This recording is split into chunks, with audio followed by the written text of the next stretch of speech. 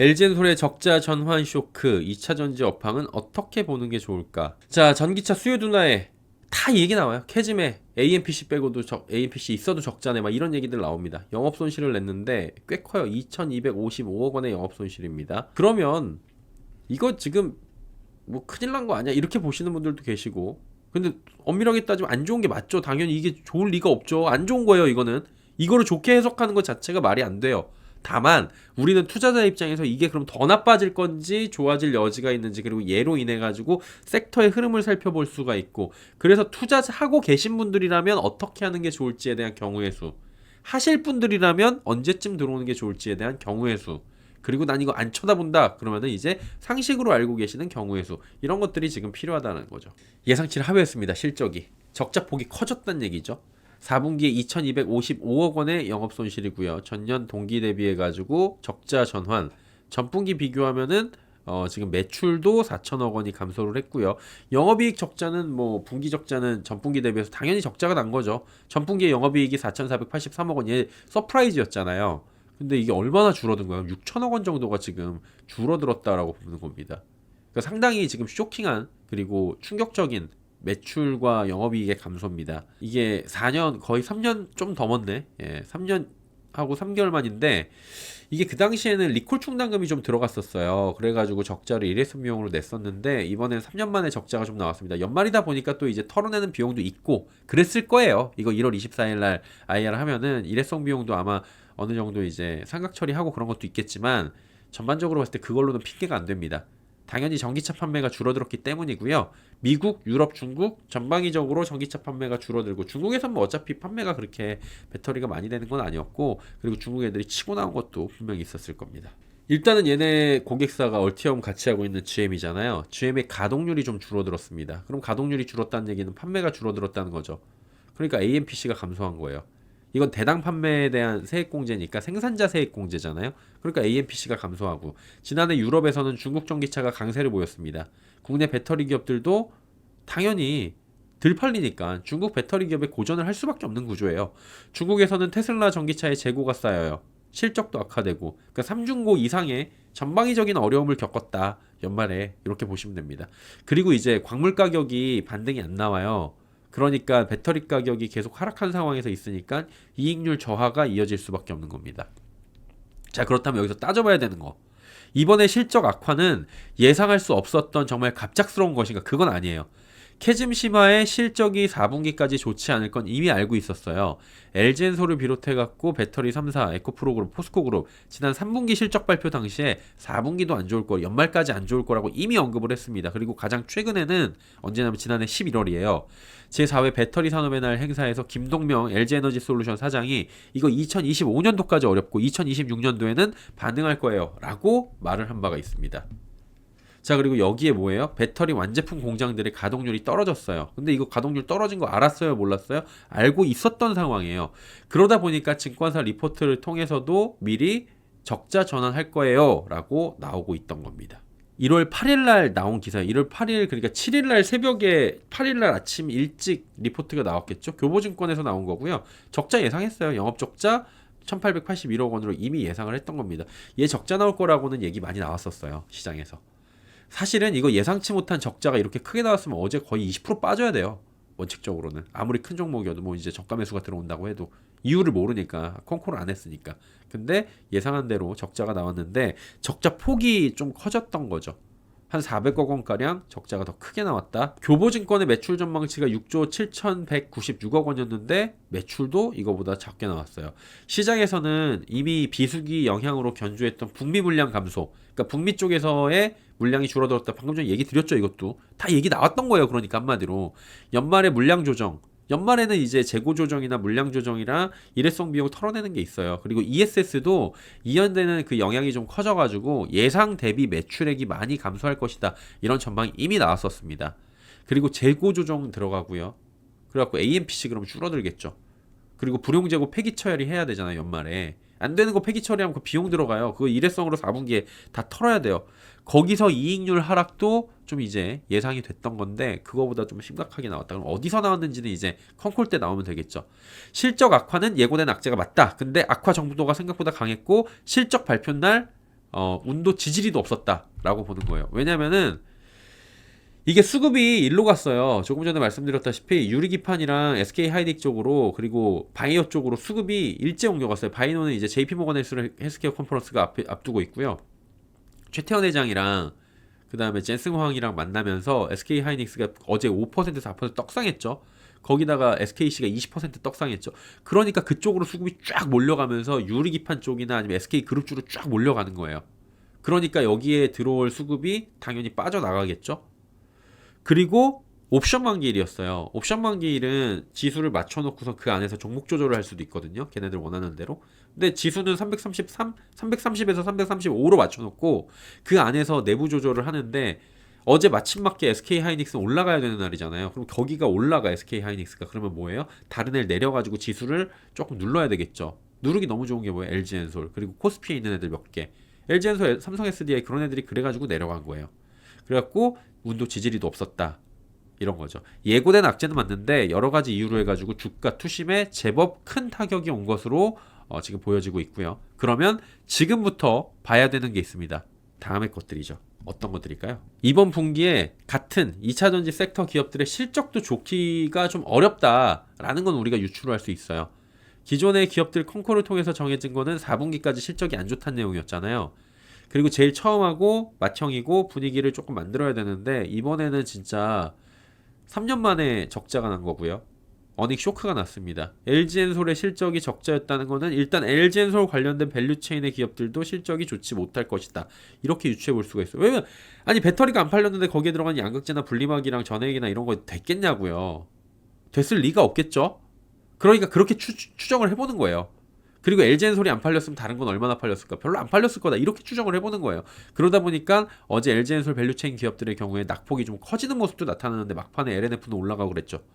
그 LG엔솔 4분기 매출 감소는 고객사의 연말 재고 조정에 따른 물량 감소, 메탈가 하락, 판가 하락 이 영향을 받은 것으로 저는 개인적으로 분석을 하고 있는데 그럼 4분기는 통상적으로 일회성 비용을 털어내야 되고 재고 처리 비용이 더해져 갖고 실적이 악화되는 경우도 많아요.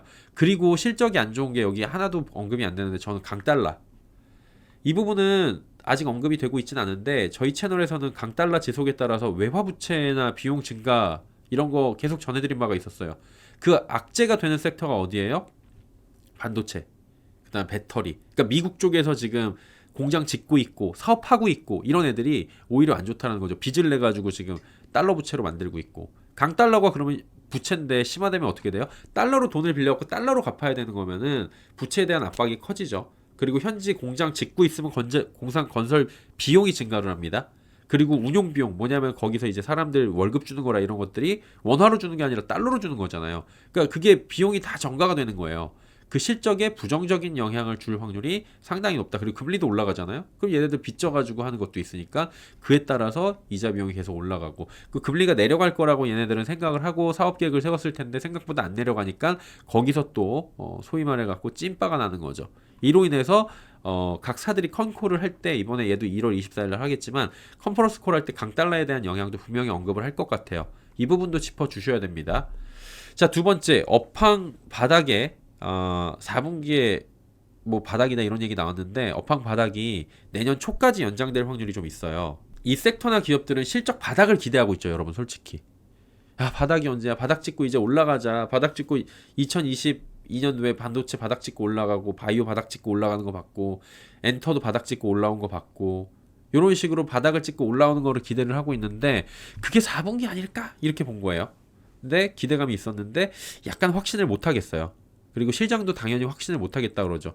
만약에 이게 바닥이었다라고 하면은 불확실성 해소 차원에서 반발 매수세가 LG엔솔도 어제 좀 세게 들어와야 되는데 그건 아니었어요.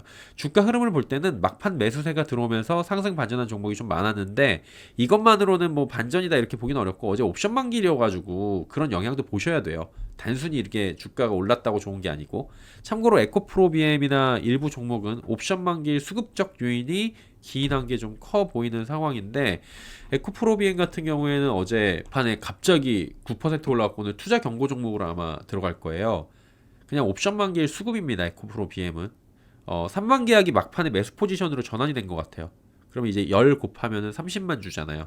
30만 주면은 기관이 이걸 매수를 해줘야 되는 거거든요. 계산상으로 30만 주 정도가 매수가 된 것 같아요. 그러면 이제 이 이슈로 움직인 거예요.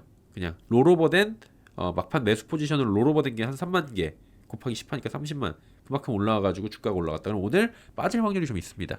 저번에 포스코홀딩스도 그랬고, 여러분 다음날 차익 실현 매물이 나오고 그냥 조금 빠져 내려가면서 좀 이렇게 될 확률이 상당히 있는데, 오늘 또 다른 호재가 만약에 나오거나 또 아니면 섹터 분위기가 좋아지면은 그게 유지가 될 수도 있지만, 요거는 이제 오늘 옵션 만기 영향으로 올라간 애들은 조금 제자리 찾기를 일부를 할 확률이, 되돌림할 확률이 있다라는 거는 참고를 하셔야 돼요. 그런 수급적인 거는. 결국에는 뭐예요? 같은 섹터 내에 다른 기업들의 실적 발표까지 좀 봐야 되고요. 주가 흐름까지 확인을 해보면서 컨퍼런스 콜까지 보면서 바닥이 어디인지에 대해서 조금 가늠을 다시 해봐야 되는 시점이 오는 거 아니냐, 이런 얘기들이 우려가 나올 수 있는 거죠. 그러다 보니까 저는 근데 요번에 연말에도 그렇고 채널에서 얘네들의 시황 개선이나 업황 개선이 요번 12월 1월 실적 발표가 아니라 1분기 실적 발표가 4월이죠. 그러니까 올 1분기 실적 발표인 4월까지는 좀 지켜봐야 될 거고, 넉넉하게 4월 이후에도 2분기 실적 발표 시즌이 이제 7월이거든요. 7월까지는 좀 넉넉히 좀 봐야 되지 않을까라고 좀 말씀을 드린 바가 있었는데, 그 뷰는 변함이 없습니다. 김동명 엔솔 사장 말대로 이게 업황이 내년에는 개선되는 게 확실하다고 하면은 최소 2개 분기 정도는 주가가 먼저 움직여요. 그게 통상적인 모습이거든요. 그러면 이제 주가 움직임도 선행을 하니까 산업에 그런 식으로 좀 움직일 수 있다라고 예측을 해볼 수가 있는 거고요. 자세한 코멘트는 뭐예요? LG엔솔 기준으로 1월 24일에 진행이 될 텐데, 실적 부진의 원인이나 올해 방향성 등이 제시가 될 것 같습니다.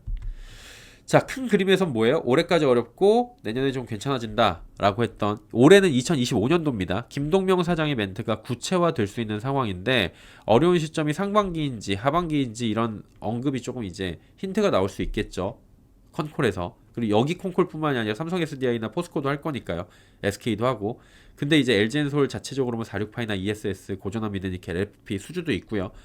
수익성 개선이나 그게 얼마나 구체화되는지, 그리고 이연 수요들이 얼마나 들어오게 되는지, 밀린 것들이 들어오고 신차 효과가 얼마나 나타나는지, 그걸 보는 거예요. 그리고 중요한 건 이거 같아요. 1월 20일 이후에 IRA의 변화 정도를 봐야 되는 건데, 이 모든 것들을 상쇄할 수 있는 것들이 이제 뭐예요? 불확실성의 확정이나 제거입니다. 올해 변수는 실적을 방어해주는 AMPC가 그대로 유지될 수 있느냐, 그리고 7,500달러에 해당하는 소비자 세액공제가 얼마나 후퇴하게 될 거냐, 그리고 캘리포니아주에 대해 팔리는 것 때문에 이게 얼마나 상각이 되느냐, 이런 것들이에요. IRA의 변화가 나오려면 결국에 뭐예요? 1월 20일 이후에 트럼프 당선인이 취임하고 행정명령 발동시키고 그 안에 들어가는지 봐야 되는 거고, 뭐 EV 맨데이트 이즈 건 했는데 의무화만 폐지하는 건지, 7,500달러 뭐 3,000달러로 줄이는지, 아니면 이걸 제로로 만드는지, AMPC는 그대로 갈게 하는 건지, 이거를 봐야 되는 거예요. 불확실성 제거로 가게 되는지, 그리고 불확실성 확정에 따른 당분간 어려운 시점이 조금 더 이어지게 되는지, 그것도 결정이 돼야 된다라는 거죠. 그러니까 현재까지 나온 상황은 소비자 세액 공제는 상당히 후퇴할 수 있다라는 거죠. 그리고 AMPC는 기존대로 유지되는 것이 유력하다. 이게 현재 언론 보도예요. 지금까진 그런데 이것도 정해진 바가 사실은 없어요. 그러다 보니까 1월 20일 트럼프 취임 이후에 상황이 가장 중요하다라고 볼 수밖에 없는 상황인 거예요. 지금은 그래서 이걸 가지고 막 이렇게 돼요, 저렇게 돼요 논하는 거는, 본인이 트럼프도 아닌데 그렇게 하는 거죠. 다양한 경우의 수로 확률적으로 예측하는 게 지금은 현명하다는 거예요. 자, 그러면 부정적인 얘기가 상당히 많았습니다. 긍정적인 부분은 없을까요? 지금 당장 여러분, 긍정적인 건 이거니까 지금 한번 관심을 가져야 돼요. 이렇게 보기가 조금 어려워요. 굳이 이제 찾아보면은 2021년 수준에서 많이 내려온 가격이에요. 그리고 매수세가 조금씩 지금 12월부터 매수가 들어오고 있거든요. 매수세가 유입이 되고 있다는 거예요. 아직 이번이 바닥이라는 확신은 못하는 것 같은데, 시장에서는 이번이든 다음이든 어차피 내년도에 회복될 거 아니야, 그러면은 지금 난 이 싼 가격에 나눠서 살 거야 라는 매수세가 일부 유입되기도 합니다. 진짜 그렇게 사시는 분도 있긴 있어요. 좋아진다며, 몰라, 이거 사서 묻어. 근데 이제 초심자의 이 마음이 달라질 수가 있다라는 거죠. 그리고 어제 전일이 9일입니다. LG엔솔 어닝 쇼크에 2차전지 전 종목이 하락을 보이다가 오후 들어서 갑자기 매수세가 유입되고 장 막판에 대다수 종목이 상승 전환하는 기염을 통합니다. 엘코프로 BM은 막 9% 올라가요. 저가 매수세가 들어온 것도 일부 있었어요. 그리고 파생 때문에 좀 움직인 것도 있고요. 그리고 갈 곳을 잃어버린 자금의 이동이 이어지고 있다. 이 부분도 지금 확인이 됩니다. 다만 이제 수급 영향도 분명히 있었다라고 계속 말씀드리는 거예요. 그리고 이거 유럽에서 환경 규제가 올해 강화가 돼요. 이거 12월에도 나왔던 얘기예요. 근데 이거 나와도 뭐 그렇게 반사이익도 없었잖아요. 근데 올해는 이게 실제화가 되니까 전기차 판매량 증가가 실제로 되는 부분을 확인을 할 수가 있을 거고요. 중국은 어때요? 고관세 부과에 따라서 상대적으로 지금 판매량이 줄어들고 있죠. 이거 확인이 되잖아요. 지수로, 수치로. 그게 이제 우리한테 반사이익이 될 거다라는 거죠. 미국 전기차 관련 정책의 올스탑 수준까지 반영된 주가 정도도 긍정적이에요. 지금은 2021년 아무것도 없었던 그 당시로 주가가 다 돌아갔어요. 그러니까 미국이 전부 다 없애버린다고 가정하고 거의 주가가 내려간 수준이다. LG엔솔 그리고 자체적으로 본다면은 뭐 각형 배터리 공동 개발해갖고 차세대에 탑재한다. 그리고 LG엔솔은 뭐 다른 곳에다가 토요타나 아니면은 뭐 혼다나 얘네들하고 고객사를 확보할 수 있고 폼팩터를 늘린다라는 거죠. GM하고 공동으로 짓던 공장 자체를 다 지어진 거 인수하는 거니까 이제 부대 비용이 들어갈 게 없고요. 그런 것들을 인수해가지고 시너지를 좀 내려고 하고 있다. 업을 영위하고 있는 기업들 다수가 미래에 대한 어려움에 대한 대응은 이미 하고 있었던 상황인 거는 우리가 유추를 해볼 수가 있는 거예요. 결론적으로 보면 뭡니까? 정책이랑 금리랑 환율이랑 메탈 가격이랑 실적까지 체크하면서 심리 개선까지 이루어져야 되는 말도 안 되는 상황이 지금 펼쳐지고 있는 거예요. IRA뿐만이 아니라 관세나 미국 정책 불확실성 정리가 돼야 되고요. 강달러가 좀 잦아드는 모습을 통해서 외화 부채를 조금 이제 우려를 덜어내야 되고요. 그리고 메탈 가격 상승도 확인해야 되고요. 금리 인하가 늦춰지는 모습들이 다시 부담이 되고 있는데 그게 속도 조절이 어떻게 되는지도 확인을 해야 되고요. 금리 인하 속도 조절이 조금 생각보다 덜 된다. 한마디로 금리를 인하를 시킬 수 있는 여지가 조금 생긴다 만약에 하면 얘네한테는 호재가 되는 거예요. 반대로. 악재가 호재가 되는 것도 있습니다. 그리고 실적이 전년 동기 대비해서 어떻게 개선이 되는지, 전분기 대비해서 개선되는지 이런 부분들을 계속 체크를 하면서 여러분은 대응을 하셔야지 되는 상당히 좀 따질 게 많은 어려운 상황이 지금 펼쳐지고 있다는 거예요. 이것들의 개선이 지금 하나씩 조금씩 이루어지면서 선제적인 수급 개선이 필요하다는 겁니다. 연말 연초에 수급 및 심리가 소폭이지만 다소간의 개선이 됐어요. 그런 모습들이 어제 하루에 조금 무너졌다가 다시 올라오고 조금 변동성이 생기고 있거든요. 그런 부분들까지도 감안을 하면서 보시는 게 좋을 것 같고요. 해당 섹터가 바닥이니까 지금 사세요. 망했으니까 파세요. 요런 얘기들이 지금 많이 나옵니다. 이거를 각자 판단하는 건데 요소들을 이렇게 많은 요소들이 있어요. 결론적으로 볼 땐 따져야 될 게 이만큼이에요. 그 다음에 지금 유럽 쪽에선 이런 일이 발생하고 있고 그 다음에 주가는 어디까지 반영이 된 것 같아요.